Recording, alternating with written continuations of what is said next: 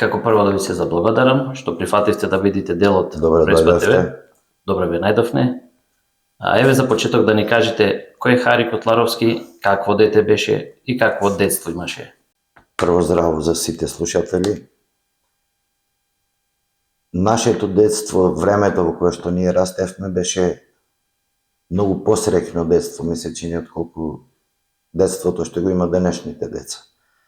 Се живееше во една стабилна држава, стабилен период, каде што сите отприлика беа еднакви по примањата на нивните родители, така да немаше некои класни разлики и се беше сведено на опуштеност, игра и така натаму.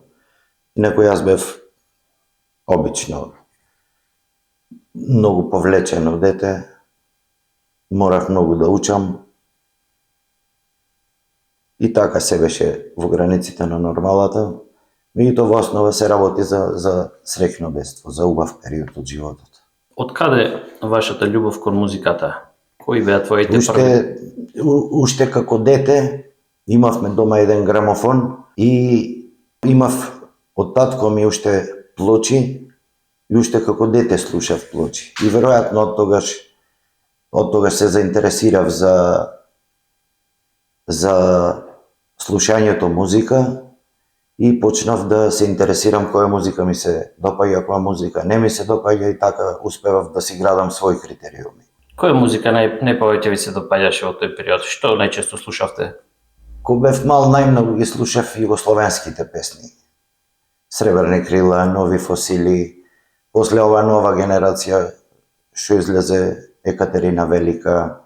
Значи, со текот на времето од југословенската музика почнав да пременувам на странска музика. Во основа слушав се што е добро. Немам некој посебен стил или посебна љубов кон некој стил на музика.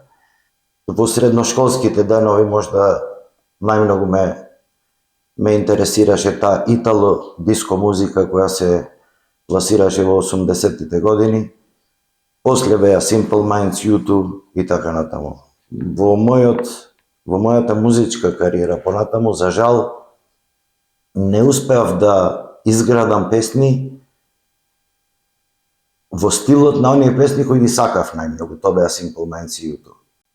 Твоите почетоци со музиката првично се врзуваат со настапите како диџеј. Како започна таа приказна? Тоа е едно продолжение на мојата љубов кон музиката. Работев како диџеј најпрвен во автокамп од Крани.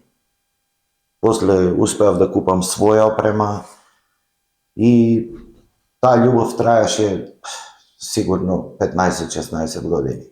Диџејството беше многу интересна работа. Во 1988 година на надпревар што го организираше Екран, победив на тој надпревар, станав најдобар диџеј на Македонија. И така траеше тоа, се дури годините не го направија своето. Какво беше диџејството на времето во споредба со денеска? Порано ние не можевме да дојдеме до музика. Денеска одете на интернет, земете песна која сакате. Во тоа време немаше песни, немаше можности. Или моравме да нарачаваме плочи од странство, нешто нарачувавме, ама не можевме се, беше многу скапо.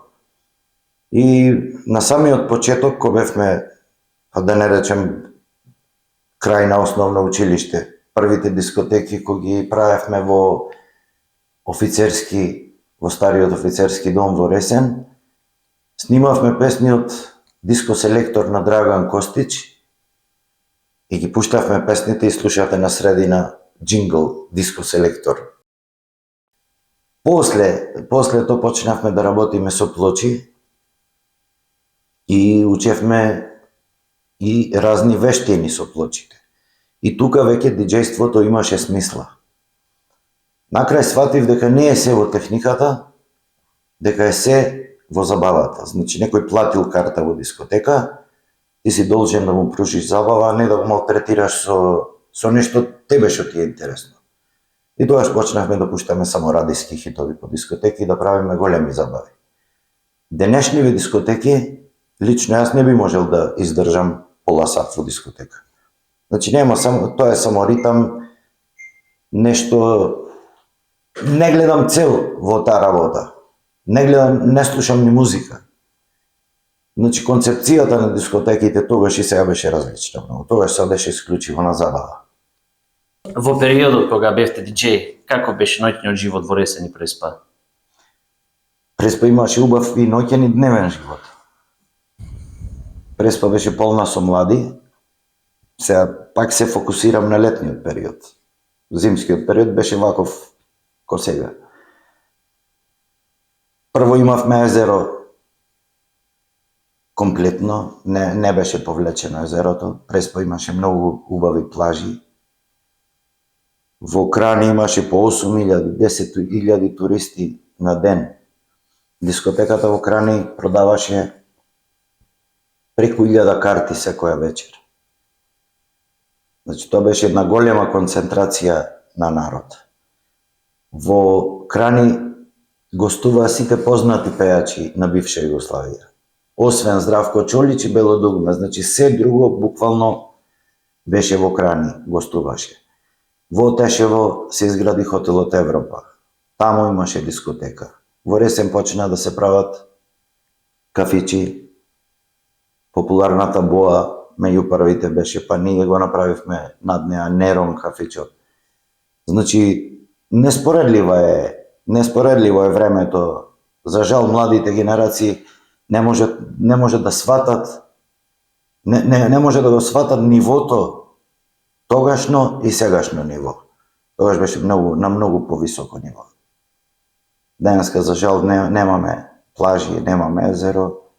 Ноќниот живот е сведен на една мала, на еден тесен простор и дневен живот не знам ни дали постои. Така да жални се тие слики денешни. Како диџеј се насочи да ја гради својата кариера како музички продуцент? Некаде кај 1997 година го купив мојот прв компјутер. И желба ми беше да најдам некоја програма во која се изработуваат песни и уште првиот ден кога купив компјутерот, купив звучна карта, ја најдов програмата и уште до вечерта успеав да направам песна. Фактички таа песна, јас комал свирев армоника и неколку песни што после станаа хитови беа направени од 5 до 8 оделение на армоника. Значи тогаш кога купив компјутерот јас успеав да ја реализирам идејата, што до тогаш немав можност да искористам, немавме ни техничка подлога, ни можности да ги искористиме тие работи и успеав, значи, со купувањето на компјутер да ги реализирам идеите. Така да јас почнав да ги работам тие песни. И интересно овдека, многу интересна приказна е како една од тие песни, уствари првата песна што ја направив до вечерта, следната година беше учесник на Скопски фестивал. Сите работи во животот идат, да не речам случајно. Ја имав песната спремна и тогашниот композитор од Ресен Науме Чаневски и Панде Сековски како пејач ме замоли да му направам една демо снимка за конкурс на Скопски фестивал. А Скопски фестивал беше фактички избор за песна на Евровизија. И дојдоа кај мене, ја направивме демо снимката и во меѓувреме му ја пуштив мојата песна. И Наумче ми вели ова песна да ја пуштиш на фестивал. Не, реков, не сум заинтересиран, не ги знам тие работи како одат. Сепак рече, сними ми ја на една касета, јас ќе ја пуштам. И му ја снимив и по месец дена случајно гледам на телевизија песната примена на конкурсот.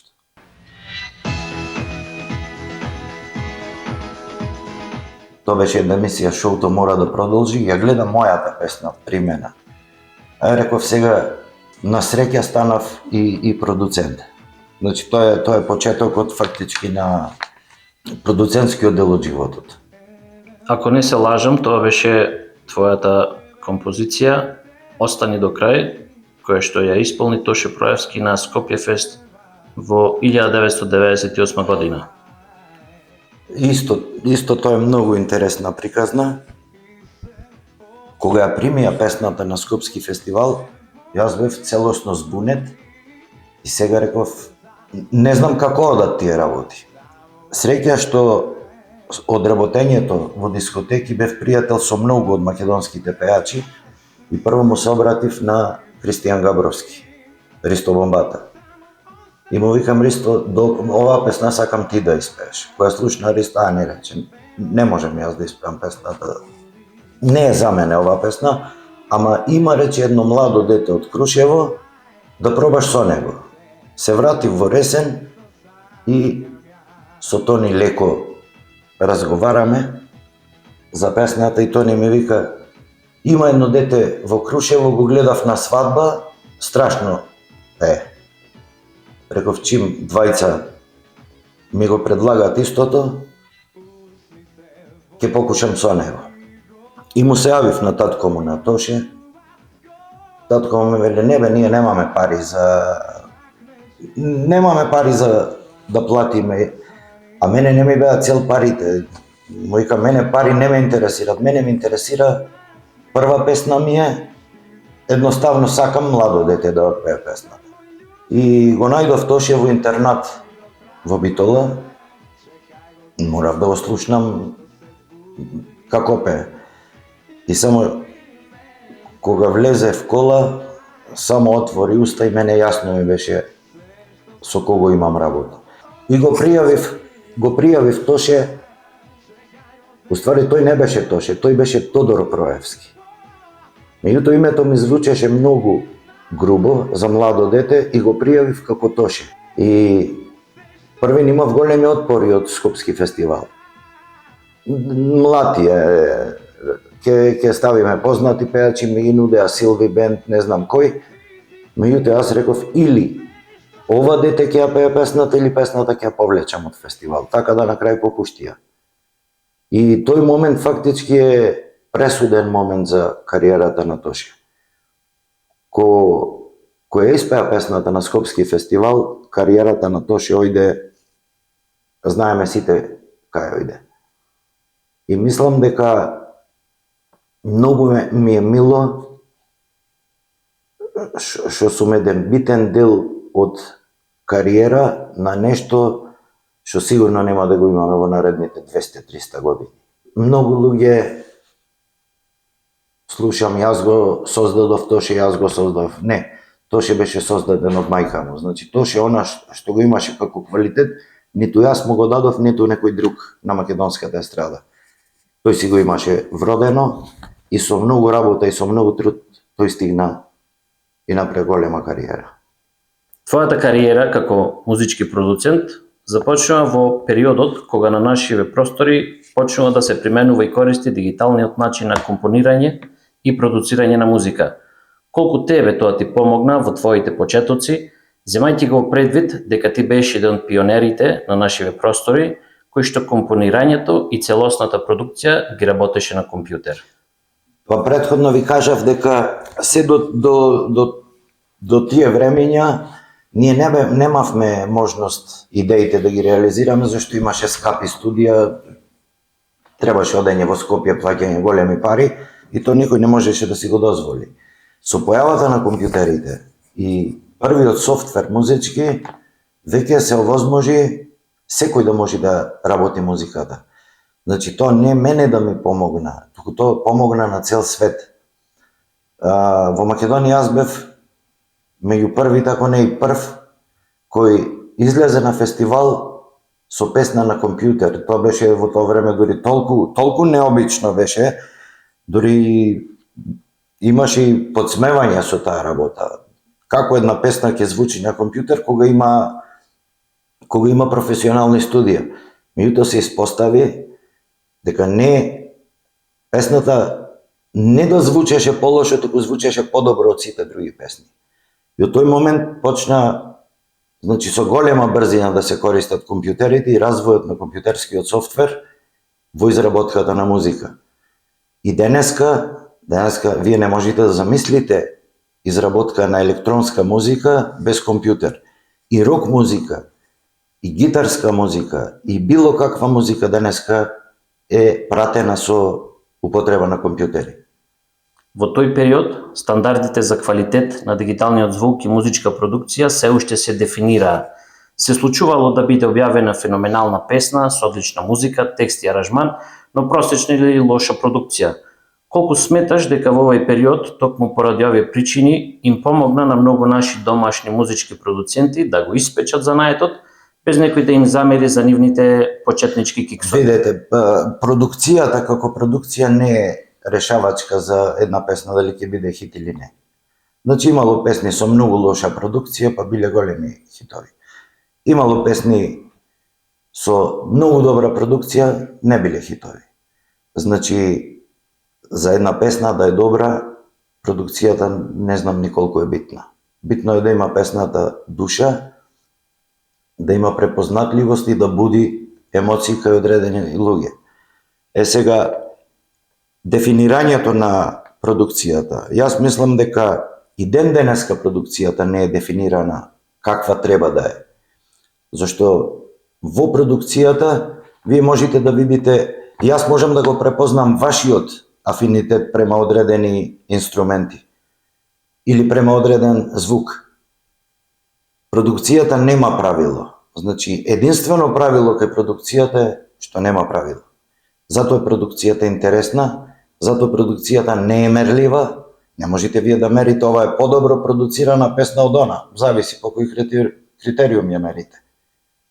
Значи, некоја добро продуцирана песна за вас, за мене може да, во мој уши може да не звучи така. Така да продукцијата е ствар на вкус, исто како и целата музика. Како ти успеваше да го печиш занаетот во тоа време, имајќи во предвид дека тогаш, за разлика од денес, кога се имаме на интернетна дланка, не беше така?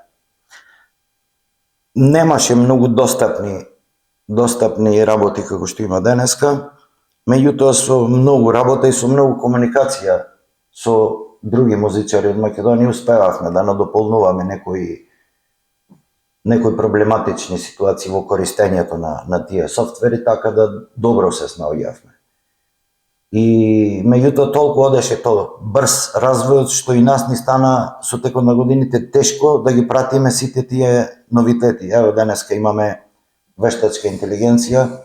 Ако не ја пратите вештачката интелигенција, вие сте готови. Како и во секој бизнис, ако немате вие новитетите, ако не ги пратите, вие ќе пропаднете. Така да со многу труд, со залагање и пратење се пратат сите тие работи. Следуваат години каде што не постои фестивал, каде што не си учествувал како автор и каде што не си освоил награда не само во Македонија, туку и надвор од неа. Па првите години, јас ако имав првата песна во 98, првите 2-3 години немав награди, одев по фестивали со релативно слаб успех, меѓутоа се трудев да видам кои се можностите за што треба за да се добие една награда, каква треба да е песната.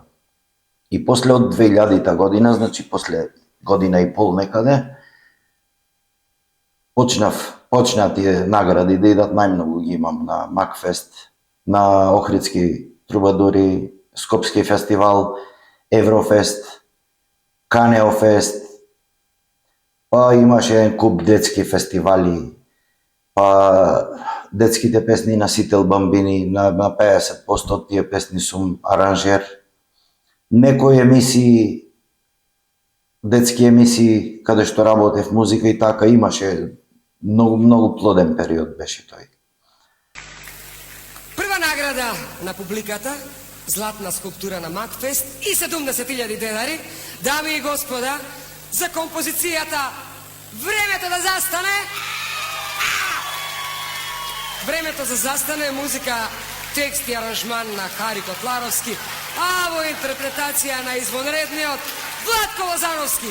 Наградата ќе ја врачи под председателката на ФИДОВ, господја Фиген Чакмак. По втор пат. Браво, Владко. Честитам, Хари. Извънредно сработено.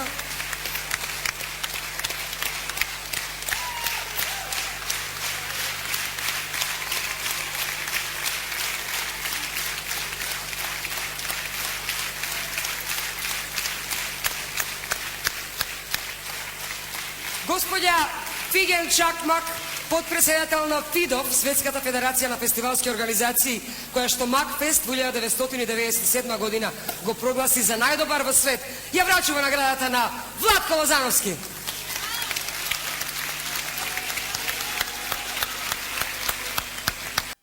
Која награда од сите ти е најдрага тебе? Видете, секоја награда е драга до моментот кој ќе ви ја врачат плакетата. Тоа е фактички признание за минатиот труд. Од тој момент натаму таа награда не важи, треба повторно да се борите од почеток за да освоите друга награда. Награда за најслушана песна меѓу двата фестивала, тоа е награда Плакета Златен прстен на Макфест. Ја доделува фестивалот Макфест и тоа одлучи да биде композицијата "Кажи кој те има" на авторот Хари Котларовски, што ја исполни Александар Тарабунов. Наградата ќе ја прими Хари Котларовски, ќе ја врачи Драган Ристов, шеф на прес на Макфест. Значи сето она што се слуша меѓу два Макфеста е повторно рефлексија. И електронските медиуми, како што кажа, се преполни со овие звуци и ова како најслушано парче. Секоја чест. Одиме понатаму со награда Драган Джаконовски Шпато за најдобар аранжман, плакета Златен прстен на Макфест и 10.000 денари. Комисијата во состав Илчо Јаванов, Илија Митров, Тони Китановски. Одлучија тоа да биде господинот Хари Котларовски за композицијата "Невените покриваат", а ќе ја врачи Илија Митров. Хари Котларовски го има по втор пат на сцената.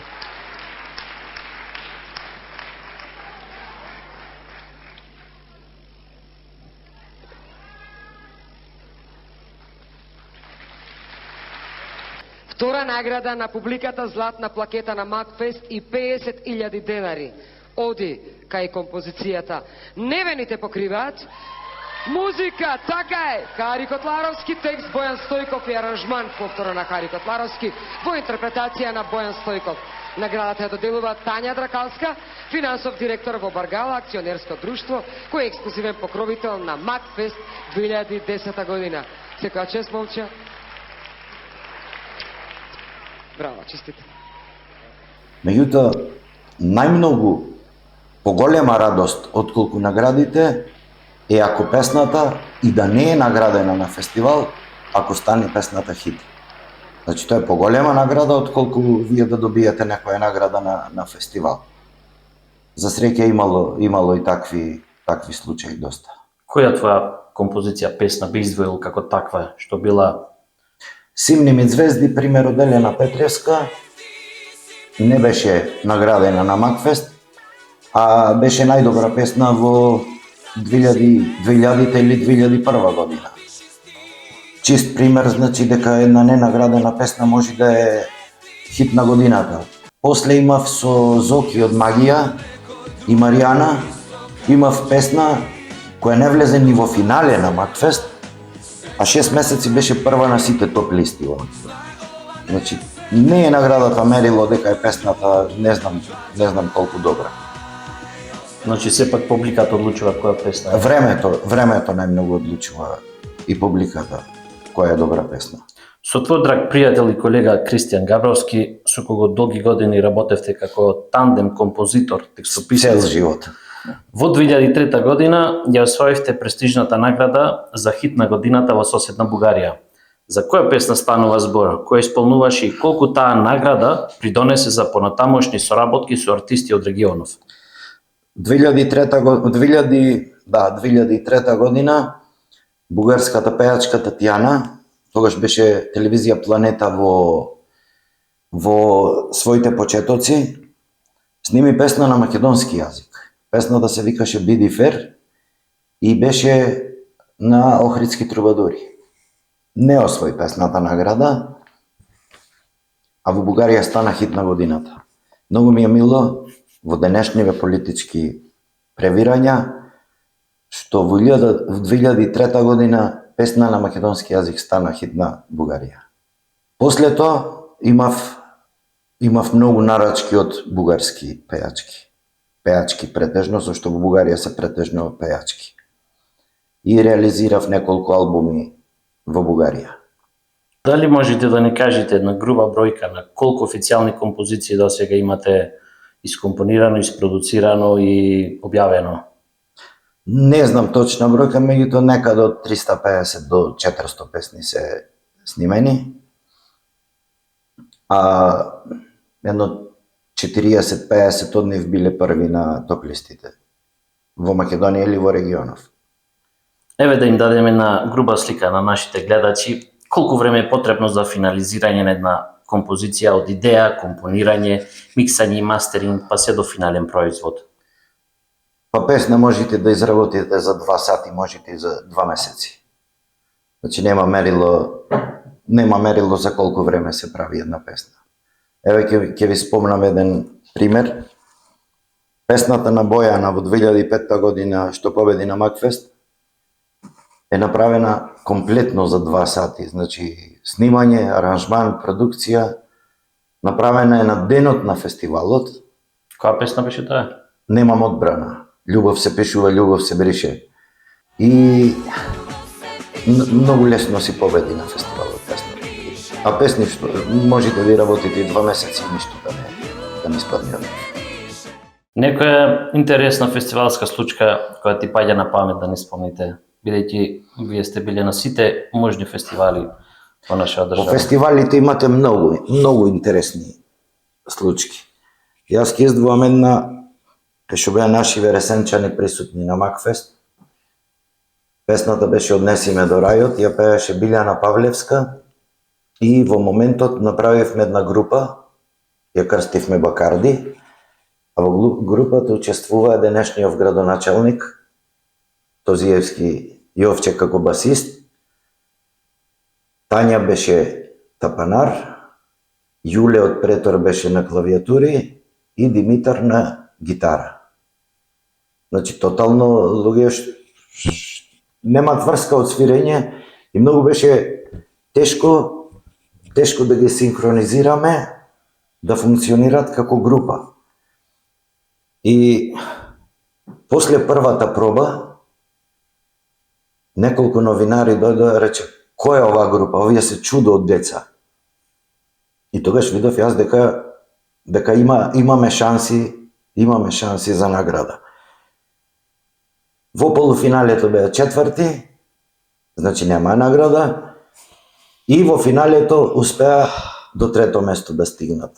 Таа година освоив 2 награди, едната втора награда со Андријана и Врчак, ден по ден, и третата награда со Билјана и Бакарди, ама ова трета награда ми е многу помила од колку претходната. Тука имаше интересна работа. Вечерта после полуфиналето дојде директорот на фестивалот, Валентино Скендеровски, и ми вели, кај ги најде овие деца? Бубњарот ја рече страшен. Бубњарот е женско, му викам. Како женско, рече. И многу беше интересно, многу. И кога ќе имате такви млади деца и кога ќе имате успех, е најсладко во музиката. Многу е лесно да освоите вие награда со познат пејач. Ама со млади деца е најголемо богатство. Има соработувано со многу ресенски артисти досега, од Тања Царовска, Билјана Павловска и Бакарди, до Наташа Трајковска, Костадин Папа, Екстраваганза бенд и последната соработка со бендот Пушпауза, кои неодамна го објавија нивниот прв официјален сингл "Не ме држи место". Колку за тебе представува предизвик соработка со твои сограѓани? Дали покрај твојот професионален пристап према сите артисти, твоите сограѓани се можеби малку попривилегирани? Видете, јас во овие 350-400 песни што ви ги кажав, имам, значи, песни со многу познати имиња во Македонија. Од Тоше Проевски до Владко Лозановски, Александар Тарабунов, Маја Вукичевиќ, Искра Трпева, Ристо Самарџиев, Андријана Јаневска, Варчак, Џоко Таневски, не можем да ги набројам. Значи, посебно место, значи, од целата таа работа и предизвик е работа со мои сограѓани. Не се во привилегирана ситуација. Сите песни за ресенските групи јас ги работам бесплатно. Меѓутоа не се привилегирани во ниедна ситуација. Значи песната, дури не ја изработите, мора да ја работите по сите прописи. Нема привилегија. Ако сакате успех, мора да се трудите многу. Еве и последната песна со Пуш пауза.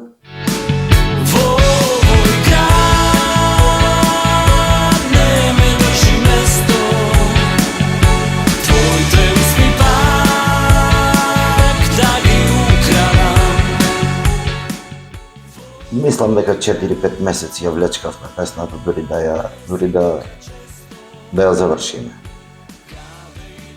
Имаше проблеми со аранжманот, имаше проблеми Немаше проблеми, имаше дилеми.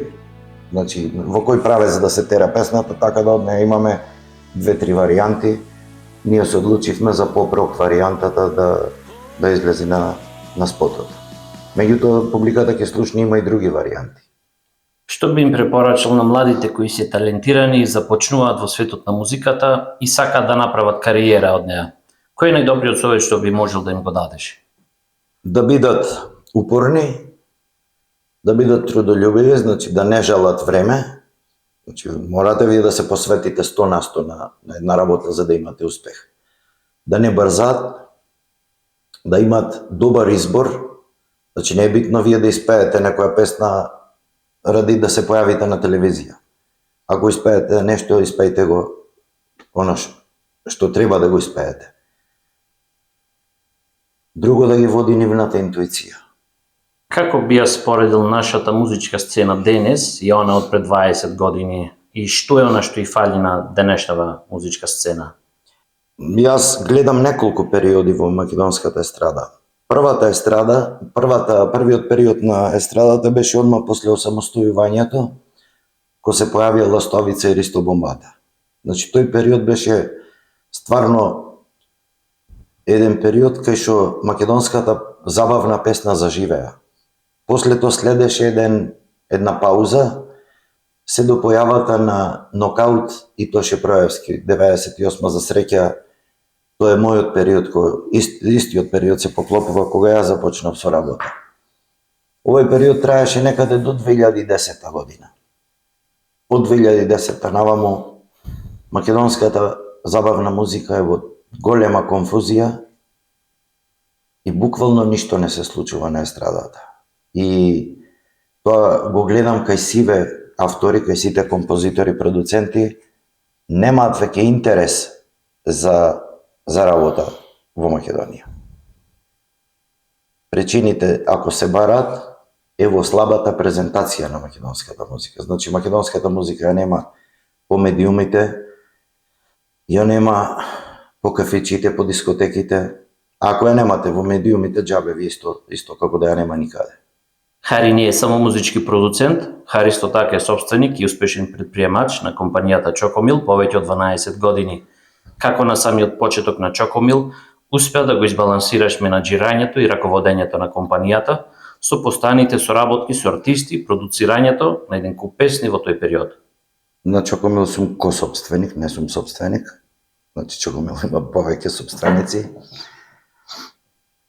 Видите, тоа се две многу различни работи. Јас сум по струка економист и мене основната работа фактички ми е економијата. Музиката ми е љубов и меѓутоа број еден во животот ми е музиката. За фирмата, за Чокомил, за производите, за производствените процеси потребно беше многу напор и време да се постават работите од нула, меѓутоа јас ви предлагам да не посетите во Чокомил, да направиме една тура и да се види дека стартап компании во Македонија можат да функционираат. Дали Хари наоѓа слободно време и ако да, како истото го користи? Па мислам дека има многу слободно време. Ако добро го организирате времето, ќе имате време. Најчесто во моето слободно време се интересирам за нови технологии околу производството, околу нови методи на изработка на музика исто. Значи, јас ви кажав дека во новото време, ако не ги пратите трендовите, вие ќе пропаднете. Најдов ме заинтересира изработка на музички инструменти, на гитари. Направив неколку гитари за мене и за пријателите. Ова е една од нив. Меѓутоа, кратко траат овие интереси, овие чисто хоби. Смирување на нервите.